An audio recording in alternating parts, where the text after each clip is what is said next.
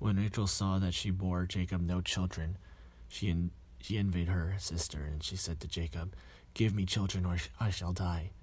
Jacob became very angry with Rachel and said, Am I in the place of God, who has withheld from you the fruit of the womb?" Then she said, "Here is my maid Bilhah. Go in to her, that she may bear upon my knees, and that I too may have children through her." So she gave him her maid Bilhah as a wife, and Jacob went in to her, and Bilhah conceived and bore Jacob a son. Then Rachel said, "God has judged me, and has also heard my voice, and given me a son." Therefore she named him Dan. Rachel's maid Bilhah conceived again and bore Jacob a second son. Then Rachel said, "With mighty wrestlings I have wrestled with my sister, and have prevailed." So she named him Naphtali. When Leah saw that she had ceased bearing children, she took her maid Zilpah and gave her to Jacob as a wife. Then Leah's maid Zilpah bore Jacob a son, and Leah said, "Good fortune." So she named him Gad. Leah's maid Zilpah bore Jacob a second son, and Leah said, "Happy am I, for the woman will call me happy." So she named him Asher. In the days of wheat harvest, Reuben went and found mandrakes in the field, and brought them to his mother Leah. Then Rachel said to Leah, "Please give me some of your son's mandrakes." But she said to her, "Is it a small matter that you have taken away my husband? Would you take away my son's mandrakes also?" Rachel said, "Then he may lie with you tonight for your son's mandrakes." When Jacob came from the field on the evening, Leah went out to meet him and said, "You must come in to me, for I have hired you with my son's mandrakes."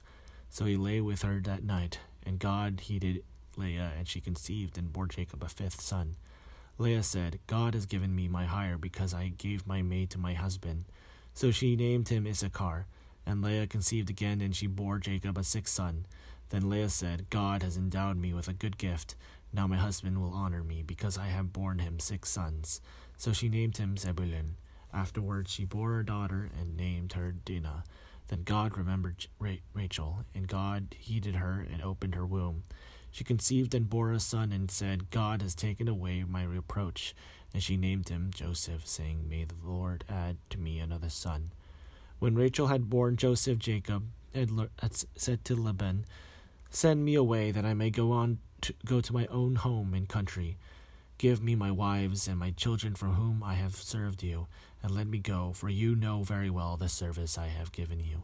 But Laban said to him, "If you allow me to say so, I have learned by divination that Lord has blessed me because of you. Name your wages, and I will give it." Jacob said to him, "You yourself know how I have served you, and how your livestock have fared with me. For you had little before I came, and it has increased abundantly, and the Lord has blessed you wherever I turn. But now when shall I provide for my own household also?" He said, "What shall I give you?" Jacob said, "You shall not give me anything. If you will do this for me, I will again feed your flock and keep it. Let me pass through all your flock today, removing from it every speckled and spotted sheep, and every black lamb, and the spotted and speckled among the goats. And such shall be my wages, for my honesty will answer for me later, when you come to look into my wages with you. Every one that is not speckled and spotted among the goats, and black among the lambs, if found with me, shall be counted stolen." Laban said, "Good, let it be as you have said." But that day Laban removed the male goats that were striped and spotted, and all the female goats that were speckled and spotted, every one that had white on it, and every lamb that was black, and put them in charge of his sons. And he set a distance of 3 days' journey between himself and God and Jacob, while Jacob was pasturing the rest of Laban's flock. Then Jacob took fresh rods of poplar and almond and plane, and peeled white streaks in them.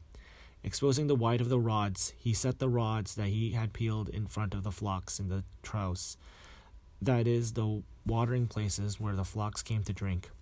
And since they breed when they came to drink, the flocks bred in front of the rods, and so the flocks produced young that were striped, speckled, and spotted. Jacob separated the lambs and set the faces of the flocks toward the striped and the completely black animals in the flock of Laban. And he put his own droves apart, and did not put them with Laban's flock. Whenever the stronger of the flock were breeding, Jacob laid the rods in the troughs before the eyes of the flock, that they might breed among the rods. But for the feebler of the flock he did not lay them there, so the feebler was Laban's and the stronger Jacob's. Thus the men grew exceedingly rich and had large flocks and male and female slaves and camels and donkeys.